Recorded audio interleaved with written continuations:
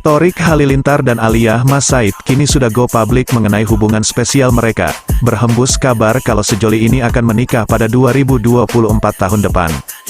Seiring dengan santernya kabar rencana pernikahan, Alia Mas Said dan Thorik Halilintar baru-baru ini melakukan sesi pemotretan. Momen pemotretan tersebut diunggah oleh make-up artis yang merias wajah mereka dengan sound lagu 17. Alia dan Thorik dalam pemotretan ini kompak mengenakan pakaian hitam. Alia memakai dress slim selutut berwarna hitam dengan boots warna senada. Ia mengurai rambut panjangnya yang sudah ditata bergelombang nan cantik, sedangkan Thorik memakai kemeja panjang warna hitam, celana warna abu-abu, dan sepatu warna hitam.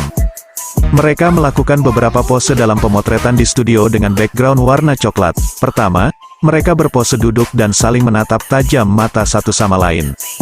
Kedua, mereka pose berlawanan dengan posisi membelakangi.